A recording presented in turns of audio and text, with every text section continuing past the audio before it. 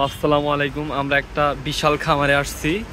এই যে দেখতে পাচ্ছেন, এই খামারে আপনার মোটামুটি আপনার 8টা গরুর মতো পালা যাবে। সে আপনার বিক্রি করেছে 2টা, এখন আপনার 4টা গরু আছে, আরও কিনবে, প্ল্যানিং আছে। সে আপনার কুরবানির বাজার ধরার জন্য কিছু গরু আরও সংগ্রহ করবে। আপনার এই যে গরুগুলার সাইজ দেখতেছেন, মাশাল্লাহ মাশাল্লাহ কি সুন্দর, পুরো কিন্তু আসলে অনেক সুন্দর। এই যে সে এখন আপনার সকালের গরুর খাবার কিভাবে দেয়, প্রথমে আপনি দেখতে পাচ্ছেন এই যে করছে আপনার সব চারিতে আপনার সাদা পানি দিয়ে রাখছে। পানি দেওয়ার পরে সে পরিমাপ মতো যে চারিতে যতটুকু পানি লাগবে সেইভাবে দিচ্ছে। এরপরে আপনি কি দিবেন আপনাদের আমি সবই দেখানোর চেষ্টা করতেছি সে কিভাবে আপনার গরুকে লালন পালন করে। এটা একটা পাজি গরু। এই যে এখন আপনার দিচ্ছে আপনার লবণ, সব চারিতে পরিমাণ মতো লবণ দিয়ে দেবে। এই যে লবণ দেওয়ার কাজ শেষ, এখন আপনার কিছু পরিমাণ মতো আপনার খোল দিয়ে দিচ্ছে। এই যে আসলে এই খোলটা আপনার কালকে রাতে ভিজিয়ে রাখছিল আর আজকে দিল। এখন বাজে আপনার 9টা, আর সবটুকুই দিয়ে দিল খোলটুক।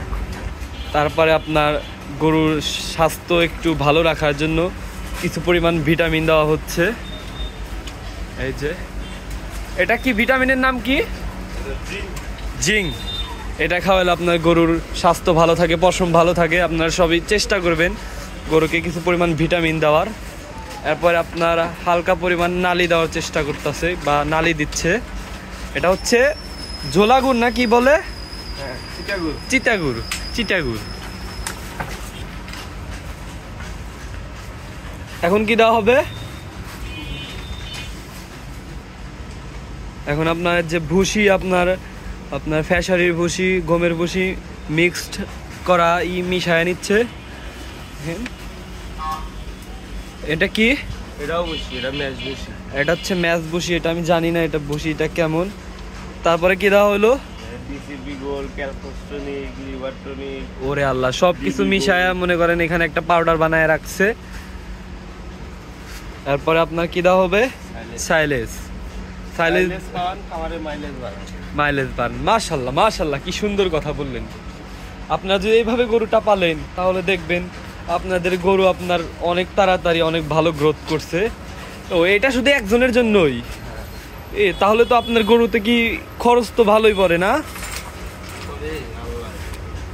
লাভ হয় না? মাশাল্লাহ। এইভাবে আপনারা গরুকে খাওয়ানোর চেষ্টা করবেন।